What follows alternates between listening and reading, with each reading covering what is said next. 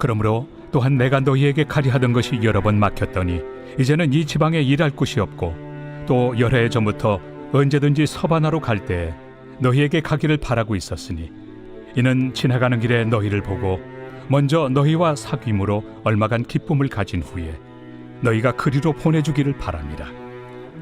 그러나 이제는 내가 성도를 섬기는 일로 예루살렘에 가노니 이는 마게도냐와 아가야 사람들이 예루살렘 성도 중 가난한 자들을 위하여 기쁘게 얼마를 연보하였습니다. 저희가 기뻐서 하였거니와 또한 저희는 그들에게 빚진 자니 만일 이방인들이 그들의 영적인 것을 나누어 가졌으면 육적인 것으로 그들을 섬기는 것이 마땅하니라. 그러므로 내가 이 일을 마치고 이 열매를 그들에게 확증한 후에 너희에게 들렀다가 서바나로 가리라. 내가 너희에게 나아갈 때 그리스도의 충만한 복을 가지고 갈 줄을 아노라. 형제들아, 내가 우리 주 예수 그리스도와 성령의 사랑으로 말미암아 너희를 권하노니 너희 기도에 나와 힘을 같이하여 나를 위하여 하나님께 빌어 나로 유대에서 순종하지 아니하는 자들로부터 건짐을 받게 하고 또 예루살렘에 대하여 내가 섬기는 일을 성도들이 받을 만하게 하고 나로 하나님의 뜻을 따라 기쁨으로 너희에게 나아가 너희와 함께 편히 쉬게 하라. 평강의 하나님께서 너희 모든 사람과 함께 계실지어다. 아멘. 오늘 말씀은 땅끝까지 품은 선교 비전이라는 제목으로 말씀을 전하겠습니다. 오늘 본문에는 이제 사도 바울이 로마 교회를 방문하기를 원하고 또 로마 교회를 방문한 이후에 당시 로마 제국의 끝이라고 하는 서바나 지역, 지금으로 스페인 지역입니다. 스페인과 포르투갈 지역을 이야기하는데 거기까지 가서 복음을 전하기를 원하고 너희가 나를 그쪽으로 보내주기를 원한다. 이런 내용이 담겨져 있습니다. 그러면서 오늘 본문의 말씀은 선교에 대한 열정이 사도 바울이 어떻게 있는가, 즉 자기가 어느 정도 마치는 것이 아니죠. 그러니까 굉장히 이게 쉬운 일이 아닙니다. 왜 그러냐면 예루살렘이 있고 이쪽은 뭐 동방의 끝은 아닙니다만 그 로마 제국 당시에 보면 동쪽의 제일 끝을 인도까지를 이야기를 하고요. 그리고 거기에서부터 이 서바나까지가 로마 제국 전체였습니다. 그리고 북아프리카가 있었고요. 지금으로 보자면 이집트와 에티오피아까지를 포함했을 때, 이집트 전역은 아니고요. 이집트 상부와 에티오피아 여기까지를 포함했을 때 전체가 로마 제국이었습니다. 물론 그 안에는 여러 가지 왕국들은 있습니다. 우리가 제국과 왕국에 대한 이해를 좀 하셨으면 좋겠는데요. 우리가 보통 왕이라고 할 때, 황제라고 할 때의 의미가 좀 다릅니다. 왕이라고 하는 것은 어느 나라의 그 국가의 왕을 이야기할 때는 왕이라고 이야기를 하고요. 황제라고 하는 사람은 이 나라들을 다 속국으로 삼습니다. 그래서 속국으로 삼는다는 말은 뭐 형님 동생 이런 개념이 아니고 당신이 왕 중의 왕입니다. 이것을 고백하면서 세금과 그리고 군대의 의무와 이런 것들을 다 가지는 경우를 속국이라고 이야기를 합니다. 그래서 또 그런 가운데서 또 제후들이라고도 합니다. 그래서 물론 이제 동양에서는 제후라고 이야기합니다만 서양에서는 그냥 왕들이라고 이야기를 하고요. 그래서 그 왕들이 있고 또 끝까지 반란을 일으키고 이런 경우는 그 왕을 제거하고 총독을 보냅니다. 그래서 예를 들면 예루살렘 같은 경우는 나중에 총독이 있었던 이유가 바로 그런 이유들이기도 하거든요. 그러니까 제국이라고 하는 것은 그냥 우리가 생각하는 그냥 한 나라 이런 개념은 아니고 각각의 왕국들이 있고 또 직접 로마가 다스리는 지역도 있고 여러 가지의 그런 포함된 것을 이해를 하시면 좋을 것 같습니다. 그러니까 사도 바울은 거의 동쪽의 끝이라고 할 수 있는 당시 로마 제국에서 그곳에서부터 복음을 전해서 로마 제국의 땅끝까지 복음을 전하고자 했던 그런 선교 열정이 굉장히 가득했던 그런 모습을 우리에게 이야기를 합니다. 그러면서 이 말씀을 통해서 우리에게 이야기를 하는 것은 복음을 전하는 열정이 우리는 어떠한가를 이야기합니다. 즉 그냥 내가 소극적으로만 그냥 누군가 알아서 교회 다니겠지 이런 모습이 아니라 하나님께서 내게 구원의 은혜를 주셨으며 그 구원의 은혜를 누구에게든지 땅끝까지 이르러서 전하고자 하는 그런 선교의 마음, 복음을 전하고자 하는 열정을 우리 모두에게도 가져야 한다. 이런 이야기를 말씀하고 있습니다. 그러면서 오늘 사도 바울은 그가 먼저 로마로 가기를 원하고 그리고 로마에서 그들을 가르치고 교제하기를 원합니다. 그런 다음에 너희가 나를 서바나로 보내주기를 원한다. 이렇게 이야기를 합니다.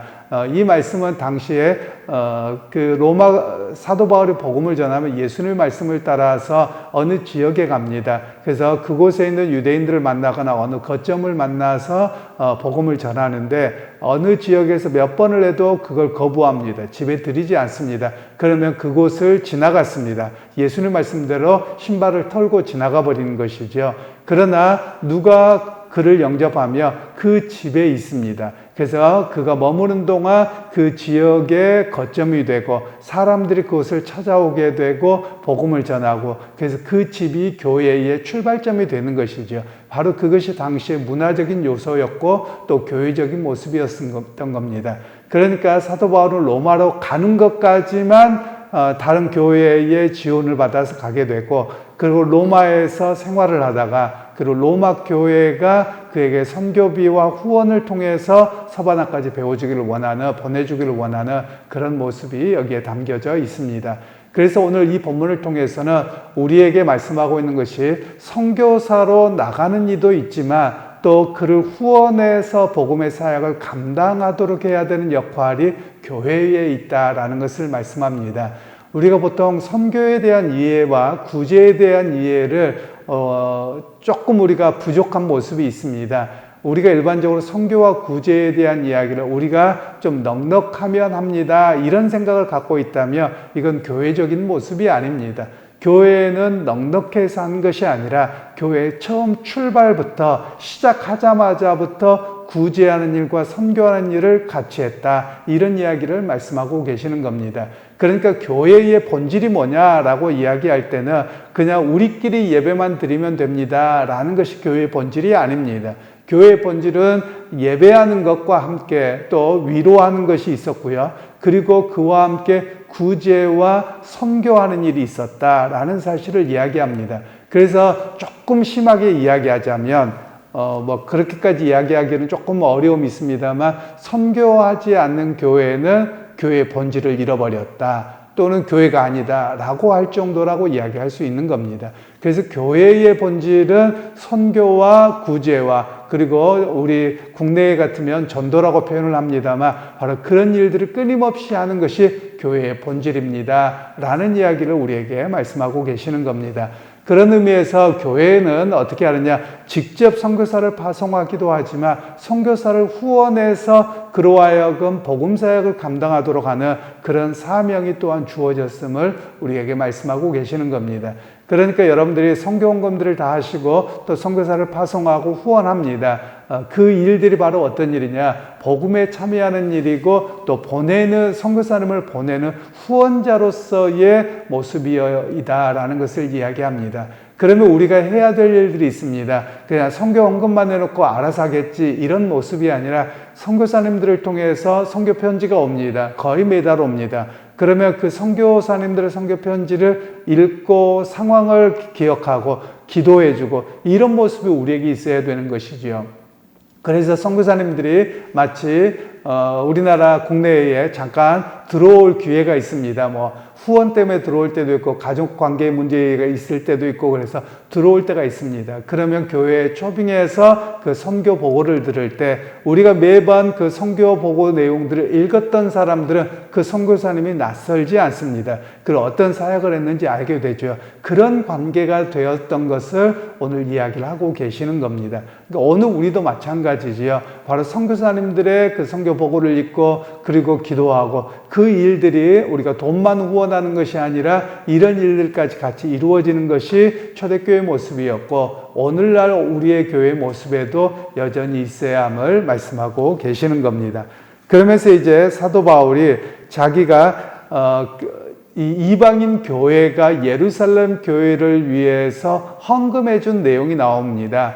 즉 본문에 보시면은 26절에 마게도냐와 아가야 사람들이 이렇게 이야기를 하죠. 마게도냐라고 하는 지역은 그리스의 위쪽에 있는 마케도니아라고 하는 지역이 있습니다. 바로 그 지역을 이야기하고 있는데요. 그래서 이 지역에서 헌금을 해줬는데 어떤 상황이 있었느냐면 당시 예루살렘에 커다란 기근과 지진이 있었습니다.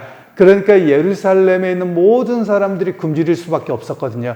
그 소식을 듣고 이 마케도냐와 아가야 교회의 사람들이 우리의 모교회라는 것이죠. 예루살렘은 모교회고 예루살렘을 통해서 우리가 복음을 전해드렸는데 우리가 가만히 있을 수 없다는 겁니다. 그래서 그들을 위해서 헌금을 해줘서 사도 바울이 그 헌금을 가지고 와서 그들을 구제하고 돕게 되는 그런 이야기를 오늘 본문에서는 하고 있습니다.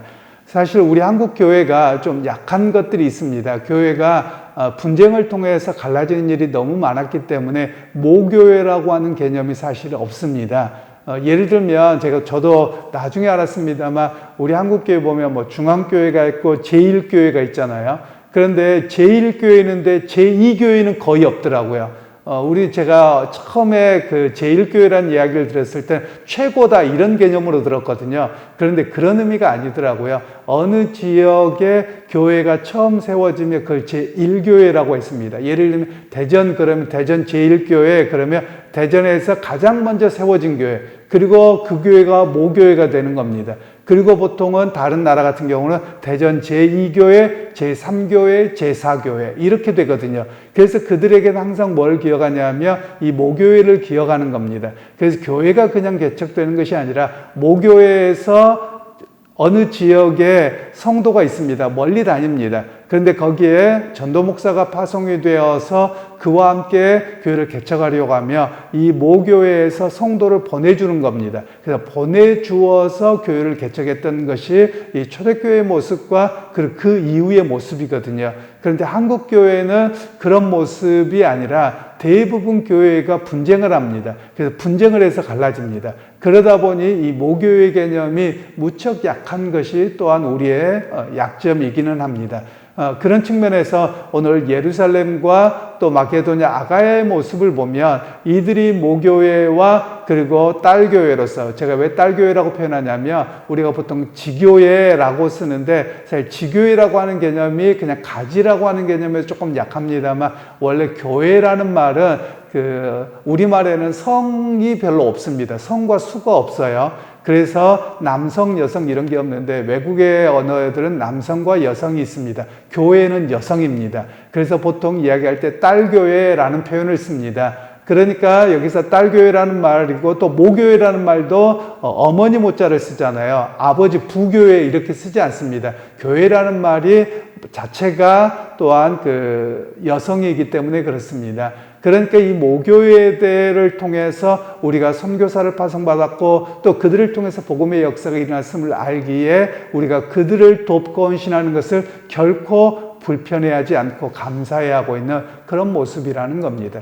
오늘 우리 한국교회로 보자면 모교회라고 하는 개념은 약하지만 사실 개인에 대한 모교회는 있지만 교회의 모교회는 사실 없는 현실이 좀 안타깝기는 합니다. 그런 측면에서 오늘 우리가 추석 명절들을 지냈는데요. 한번 시골교회들을 생각해 보시면 좋겠습니다. 시골교회들은 100년이 넘는 교회가 숱하거든요. 그러나 도시교회들은 100년 되는 교회 찾아보기가 그리 흔하지 않습니다. 그런 측면에서 보자면 과거를 생각하며 추석 때가 되고 설 때가 되면 보통 그 지역에서 교회를 다니다가 도시로 나가거나 또는 그 교회를 다니지 않았는데 도시로 나가서 생활하다가 주의를 지켜야 됩니다. 그러면 이 시골교회가 생각나는 것이죠. 그래서 시골교회에 참석하고 또 시골교회 요때 내가 감사헌금을 통해서 이 교회를 좀 섬겨주자 이런 모습들이 있었거든요. 그래서 이 명절이 지나고 나면 시골교회들이 재정들이 좀 어려웠다가도 좀 풍성해졌다 그런 시간들이 있었던 것으로 압니다. 그러나 오늘날은 당일치기가 되기도 하고 굳이 시골교회 안 간다 이러고서 그냥 또 영상으로 한다 이렇게 대치해버리면서 시골교회에 대한 헌신이 없는 그런 모습이 오늘날의 모습인 것 같습니다. 사실 우리가 다시 한번 기억해야 될 일들은 우리가 한국교회가 있지 않아야 될 것은 시골교회들입니다. 그래서 우리가 해야 될 일들이 무엇이냐면 어찌 보면 미자립 교회, 시골에 있는 교회들을 우리가 경제적으로 후원하고 그들을 돕는 역할들을 오늘날 해야 될 때다. 오늘 본문의 말씀을 통해서 보자면 그렇게 적용할 수 있겠습니다. 그래서 여러분 오늘 우리가 기억하실 것은 우리가 선교사님들에 대한 이야기들과 그리고 우리의 모교회라고 할 수 있는 시골 교회들을 좀 기억하면서 그들을 위해서 기도하고 또 기회가 된다면 작은 금액이라도 우리가 선교헌금으로 또는 미자립 교회를 위해서 헌신하는 그런 헌금들을 보내고 그것이 바로 주의 복음을 위한 일이라는 것을 기억하면서 오늘 그런 작은 헌신들이 우리에게 있기를 주님의 이름으로 축원합니다.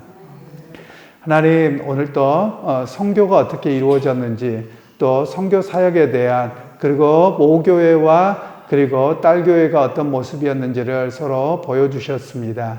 하나님, 오늘 우리에게도 우리의 신앙의 기본이 있었던 곳들을 기억하게 하시고 또 그곳을 향해서 기도하며 또 우리가 파송하고 후원하는 선교사님들을 위해서 기도하고 선교 소식을 통해서 하나님 나라의 역사가 이루어지는 것을 깨닫고 우리가 한 걸음 한 걸음 순종하고 나가는 또 섬기는 우리의 모습들이 다 되게 하옵소서.